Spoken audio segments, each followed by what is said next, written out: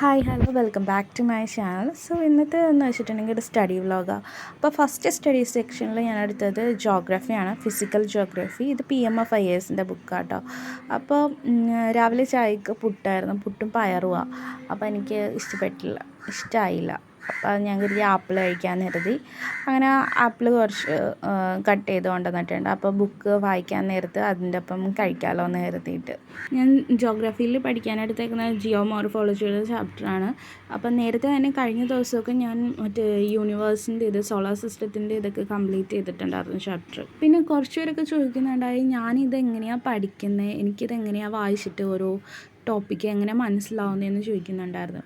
ഇപ്പോൾ ജോഗ്രഫിയുടെ ആയാലും ഒക്കെ ചോദിക്കുന്നുണ്ടായിരുന്നു. അപ്പോൾ ഞാൻ നോക്കിയിട്ടുണ്ടെങ്കിൽ NCERT വായിച്ചപ്പോൾ തന്നെ നമ്മൾ 6th മുതൽ 12th വരെ വായിക്കുമ്പോൾ തന്നെ നമുക്ക് ഒരു ബേസിക് എല്ലാത്തിനെയും കുറിച്ചിട്ടൊരു ബേസിക് ഐഡിയാസ് എല്ലാം കിട്ടും, നമുക്ക് ബേസ് കിട്ടും.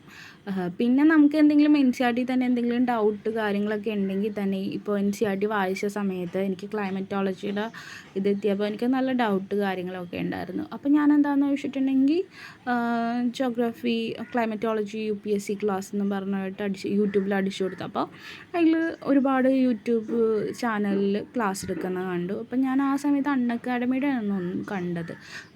അപ്പോൾ ആ ക്ലാസ് കണ്ടു. അപ്പോൾ എൻ്റെ ഡൗട്ടൊക്കെ ക്ലിയറായി. പക്ഷേ അക്കാഡമിയുടെ പ്രശ്നം ഇതെന്താണെന്ന് വെച്ചിട്ടുണ്ടെങ്കിൽ അത് ഇംഗ്ലീഷും ഹിന്ദിയും കൂടിയായിട്ടാണ് പറയുന്നത്. അപ്പോൾ ചിലർക്ക് ഹിന്ദി ഇപ്പോൾ അറിയാത്ത കൂട്ടുകാരുണ്ടാവുമല്ലോ നമ്മുടെ ഇടയിൽ, അപ്പോൾ അവർക്ക് കുറച്ച് ബുദ്ധിമുട്ടാവും. അപ്പോൾ നിങ്ങളെന്താണെന്ന് വെച്ചിട്ടുണ്ടെങ്കിൽ ക്ലൈമറ്റോളജി ക്ലാസ് മലയാളത്തിലുണ്ടാവും ക്ലാസ്സസ്. ഒരുപാട് യൂട്യൂബ് ചാനൽ ഇങ്ങനെ മലയാളത്തിൽ ക്ലാസ്സസ് എടുക്കുന്നുണ്ട്. സോ അവരുടെ വീഡിയോസ് ഒന്ന് കണ്ടു നോക്കുക, എന്നിട്ടൊരു അണ്ടർസ്റ്റാൻഡിങ് വരുത്തുക. എന്നിട്ട് ബാക്കി കാര്യങ്ങൾ നമുക്ക് നമ്മുടെ NCERT നമ്മുടെ സ്റ്റാൻഡേർഡ് ബുക്സും നമുക്ക് ചെയ്തു തരും. ബാക്കിയുള്ള ഇൻഫർമേഷൻസും കാര്യങ്ങളൊക്കെ നമ്മുടെ ബുക്ക് തരും. ഇപ്പോൾ എനിക്ക് തന്നെ കൺഫ്യൂസ് ഉണ്ടായിരുന്നു ചില കാര്യങ്ങളിൽ. എന്താണെന്ന് വെച്ചിട്ടുണ്ടെങ്കിൽ ഇപ്പോൾ ഈ യൂണിവേഴ്സ് പഠിക്കുന്ന സമയത്ത് സോളാർ സിസ്റ്റമൊക്കെ പഠിക്കുന്ന സമയത്ത് എനിക്ക് കൺഫ്യൂഷൻ ഉണ്ടായിരുന്നതെന്ന് വെച്ചിട്ടുണ്ടെങ്കിൽ സണ്ണിൽ ന്യൂക്ലിയർ ഫ്യൂഷനാണോ നടക്കുന്നത്, ഫിഷനാണോ നടക്കുന്നത്, അങ്ങനെ ഒരു ഇതുണ്ടായിരുന്നു. അപ്പോൾ എനിക്കിപ്പോൾ അറിയത്തില്ല എന്താണ് ഈ ന്യൂക്ലിയർ ഫ്യൂഷൻ, എന്താണ് ഈ ന്യൂക്ലിയർ ഫിഷൻ, ഇതൊന്നും എനിക്ക് അറിയത്തില്ലായിരുന്നു. അപ്പോൾ പിന്നെ അതെന്താണെന്ന് ഞാൻ പോയി ഗൂഗിൾ ചെയ്ത് നോക്കി. അപ്പോൾ ആണ് ഇങ്ങനെയാണ് ഈ സാധനങ്ങളൊക്കെയാണ് കാര്യങ്ങൾ എന്നൊക്കെ കാണുന്നത്. അപ്പോൾ നമുക്കൊരു എന്താ പറയുക, നമുക്ക് മനസ്സിലാവും. ഇങ്ങനെ ഓരോരോ കാര്യങ്ങൾ നമ്മൾ അന്വേഷിച്ച് പോകുമ്പോഴാണ് നമുക്ക് എന്താ പറയുക, നമ്മൾ പഠിക്കുക, നമുക്ക് ഇൻഫർമേഷൻസ് കിട്ടുക.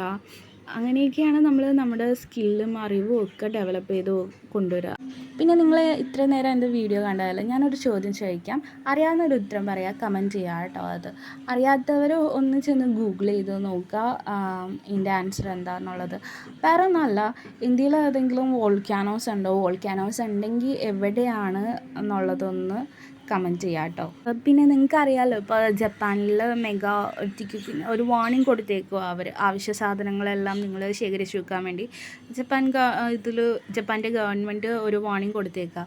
സോ അപ്പോൾ നിങ്ങൾ ഒരു കാര്യം കൂടി കണ്ടുപിടിക്കുക, എന്തുകൊണ്ടാണ് ജപ്പാനിൽ ഇങ്ങനെ ഇടയ്ക്കിടയ്ക്ക് ഇങ്ങനെ എർത്തിക്വേക്സ് ഉണ്ടാകുന്നതെന്നൊന്ന് കണ്ടുപിടിച്ച് ഒന്ന് കമൻറ്റ് ചെയ്യുക കേട്ടോ. അറിയാവുന്നവരാണെങ്കിലും കമൻറ്റ് ചെയ്യുക. അപ്പോൾ അറിയാത്തവർക്ക് ഭയങ്കര യൂസ്ഫുൾ ആയിരിക്കും.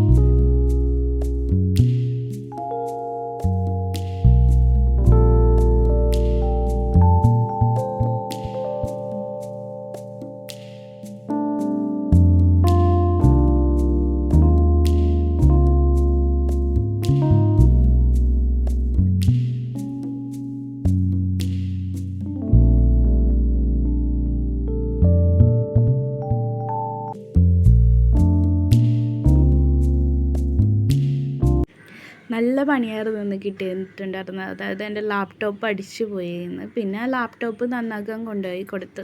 എനിക്ക് പണി കിട്ടുമ്പോൾ എല്ലാം കൂടി ഒരുമിച്ച് കിട്ടും. അത് കഴിഞ്ഞ ദിവസം പോയിട്ട് ഫോൺ ബാറ്ററി എന്താ പറയുക ചീത്തയായിരുന്നു ഫോണിൻ്റെ. പിന്നെ ഫോൺ പോയി നന്നാക്കിക്കൊണ്ട് ബാറ്ററി ചേഞ്ച് ചെയ്തിട്ട് നന്നാക്കി കൊണ്ടുവന്നേ ഉള്ളൂ.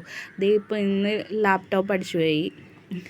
ഇന്നലെ എൻ്റെ സിമ്മ് എന്താ പറയുക സിഗ്നൽ കട്ടായി പോയി. ഫുള്ള് ഫോണിലിടാൻ നേരത്ത് നോ സിം എന്നാണ് പറഞ്ഞാൽ കാണിക്കുന്നത്. എല്ലാം വരാൻ നേരത്ത് എല്ലാം ഒരുമിച്ച് വരും. അപ്പോൾ ഇന്നെന്തായാലും ലാപ്ടോപ്പ് കൊണ്ട് കൊടുത്തിട്ടുണ്ട്. സോ ലാപ്ടോപ്പ് കൊണ്ട് കൊടുത്ത കാരണം കഷ്ടപ്പാടെന്ന് വെച്ചിട്ടുണ്ടെങ്കിൽ നമുക്ക് കറണ്ട് അഫയേഴ്സ് നോക്കാൻ വേണ്ടിയാണ് ഞാൻ ലാപ്ടോപ്പിലാണ് വായിക്കുന്നത്. എനിക്ക് ന്യൂസ് പേപ്പർ മറ്റേ ഫോണിൽ നോക്കാൻ വേണ്ടി ഇഷ്ടമില്ല. ന്യൂസ് പേപ്പർ മാത്രമല്ല വേറെ എന്ത് സാധനങ്ങളായിരിക്കും ഇപ്പോൾ ആൻസർ റൈറ്റിങ്ങിൻ്റെ ഇത് നോക്കുന്ന കാര്യത്തിൽ എനിക്ക് ഫോണിൽ നോക്കാൻ ഒട്ടും ഇഷ്ടമില്ലാത്ത ഒരാളാണ്. പക്ഷേ എന്ത് ചെയ്യാൻ പറ്റും, നമുക്ക് ഫോണിൽ നോക്കിയേ പറ്റുള്ളൂ. ഇപ്പം ഇതെന്ന് വെച്ചിട്ടുണ്ടെങ്കിൽ ഞാൻ എൻ്റെ കറണ്ട് അഫയേഴ്സിൻ്റെ നോട്ട്സ് പെൻഡിങ് ഉണ്ടായിരുന്നു റിവിഷൻ ചെയ്യാൻ വേണ്ടിയിട്ട്. അപ്പോൾ ആ ഒരു നോട്ട്സ് റിവൈസ് ചെയ്യുന്നതാണ് ഇപ്പം നിങ്ങൾ ഈ കണ്ടുകൊണ്ടിരിക്കുന്നത് കേട്ടോ. പിന്നെ ഞാൻ കറണ്ട് അഫയേഴ്സ് എങ്ങനെ ഫോളോ ചെയ്യുന്നതെന്ന് ചോദിക്കുന്നുണ്ട്. കറണ്ട് അഫയേഴ്സ് ഫോളോ ചെയ്യാൻ ഞാൻ യൂസ് ചെയ്യുന്നത് മന്ത്ലി മാഗസിൻ ഞാൻ യൂസ് ചെയ്യുന്നുണ്ട്. അത് ഞാൻ യൂസ് ചെയ്യുന്ന വിഷൻ്റെയാണ്. പിന്നെ ഞാൻ ഡെയിലി ന്യൂസ് പേപ്പർ വായിക്കാറുണ്ട്. ഡെയിലി ന്യൂസ് പേപ്പർ വായിക്കാവുമ്പോൾ ഞാൻ ചിലപ്പോൾ പ്രിലിംസിൻ്റെ ചിലപ്പോൾ നോട്ട് ചെയ്യാറുണ്ട്. പിന്നെ മെയിൻസിൻ്റെ വേണ്ടിയിട്ട് ഞാൻ നോട്ട് ചെയ്യാറുണ്ട്. നോട്ട് ചെയ്യാമെന്ന് വെച്ചിട്ടുണ്ടെങ്കിൽ ഇപ്പോൾ ചിലപ്പോൾ അതിൽ നല്ല ഒരു എഡിറ്റോറിയൽ വന്നിട്ടുണ്ടെങ്കിൽ അതിൽ നല്ല മെഷേഴ്സും കാര്യങ്ങളൊക്കെ ഉണ്ടാകും. വേ ഫോർവേഡിന് വേണ്ടിയിട്ടുള്ള നല്ല കൺക്ലൂഷൻ ഉണ്ടാവും. പിന്നെ ചലഞ്ചസ് നമുക്കറിയാത്ത നല്ല ചലഞ്ചസ് കാര്യങ്ങളൊക്കെ ഉണ്ടാവും ഒരു ഇഷ്യൂവിനെ കുറിച്ചിട്ട്. സോ അങ്ങനെ എന്തെങ്കിലും നല്ലതായിട്ടുണ്ടെങ്കിൽ ഞാൻ അതൊക്കെ നോട്ട് ചെയ്ത് വെക്കാറുണ്ട്. അപ്പോൾ ഇന്നലെ തന്നെ നമ്മൾ ന്യൂസ് ഇന്ത്യൻ എക്സ്പ്രസ്സാണ് ഞാനെടുത്ത് വായിച്ചത്. അപ്പോൾ ഇന്ത്യൻ എക്സ്പ്രസ് നോക്കുവാണെങ്കിൽ അപ്പോൾ അതിൽ ഇങ്ങനെ കൊടുത്തിട്ടുണ്ടായിരുന്നു Indian metrological department IMD upgrade ചെയ്യേണ്ട ആവശ്യമുണ്ടെന്ന് പറഞ്ഞിട്ട് ഒരു ഇതുണ്ടായിരുന്നു, ആർട്ടിക്കിൾ പോലെ ഉണ്ടായിരുന്നു. സോ അത് ഞാൻ വായിച്ചു നോക്കിയപ്പോൾ അത് നമ്മുടെ GS1 ടോപ്പിക്കിന് പറ്റുന്ന ഒരു ഇതാണ് ഒരു ഇതാണ്. അപ്പോൾ അതിനെക്കുറിച്ച് നോട്ട് നമ്മൾ മേക്ക് ചെയ്യണം. പക്ഷേ ഞാൻ നോട്ട് മേക്ക് ചെയ്യുന്നത് ഞാൻ വിഷൻ്റെ ഈ മാസത്തെ മന്ത്ലി മാഗസിൻ വന്നതിന് ശേഷം മാത്രമേ ഈ ടോപ്പിക്കൊക്കെ ഞാൻ എടുത്ത് വെച്ചേക്കും. എന്നിട്ട് വിഷൻ്റെ മാഗസിൻ വന്നതിന് ശേഷം മാത്രമേ ഞാൻ അത് നോട്ട് മേക്ക് ചെയ്യുള്ളൂ. കാരണം അതിൽ ഇതിനെക്കുറിച്ച് ഉണ്ടെങ്കിൽ പിന്നെ ഞാൻ അഡീഷണലായിട്ട് ചെയ്യണ്ടല്ലോ, ഞാൻ അങ്ങനെ ചെയ്യാറില്ല. അതിൽ വന്നിട്ടുണ്ടെങ്കിൽ അത് തന്നെ വായിക്കും. വന്നിട്ടില്ല എങ്കിൽ ഞാൻ തന്നെ നോട്ട് മേക്ക് ചെയ്യും. അതുപോലെ തന്നെ ഞാൻ കുറച്ച് എടുത്തു വെച്ച കുറേ ന്യൂസസ് ഉണ്ട്. ഒന്നാമത്തെ എന്താണെന്ന് വെച്ചിട്ടുണ്ടെങ്കിൽ മറ്റേ NDMAയുടെ എന്താ പറയുക അമെൻമെൻറ്റ് കാര്യങ്ങൾ പ്രപ്പോസ് ചെയ്തത് അതൊക്കെ എടുത്ത് വെച്ചിട്ടുണ്ട് ചെയ്യാൻ വേണ്ടിയിട്ട്. പിന്നെ ഇന്നലെ തന്നെ ഒരു ന്യൂസ് എന്ന് വെച്ചിട്ടുണ്ടെങ്കിൽ PM ജൻധൻ യോജനയെ കുറിച്ചിട്ടൊരു ന്യൂസ് ഉണ്ടായി. അതെങ്ങനെയാണ് ഫിനാൻഷ്യൽ ഇൻക്ലൂഷൻ ആക്സിലറേറ്റ് ചെയ്യുന്നതെന്നുള്ളത്.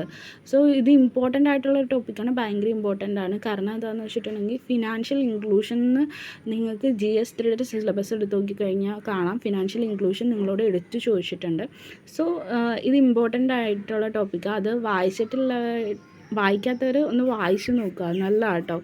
ആൻഡ് പറ്റുമെങ്കിൽ അതിൻ്റെ നോട്ട് മേക്ക് ചെയ്യുക. ടെക്സ്റ്റിലുണ്ടെങ്കിൽ ടെക്സ്റ്റ് ഫോളോ ചെയ്യുക.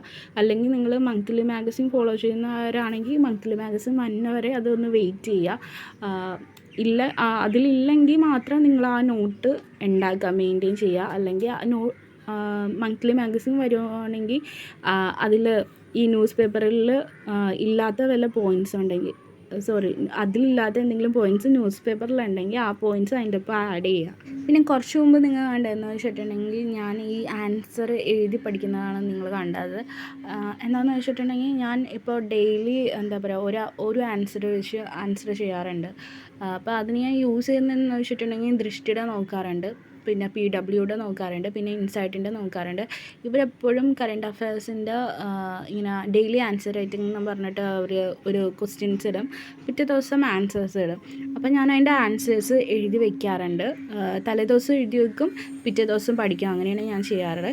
അപ്പോൾ അങ്ങനെ ഒരു ടോപ്പിക്കിൻ്റെ ആൻസർ ആണിത്. ഇപ്പോൾ ഇതിന് ടോപ്പിക് എന്ന് വെച്ചിട്ടുണ്ടെങ്കിൽ വുമൺ എൻ്റർപ്രണർഷിപ്പിനെ കുറിച്ചിട്ടാണ് ടോപ്പിക് ഉണ്ടായിരുന്നത്. അപ്പോൾ ഈ ആൻസർ എഴുതാൻ വേണ്ടി ഞാൻ എടുത്തത് 17 മിനിറ്റ് എടുത്തത്.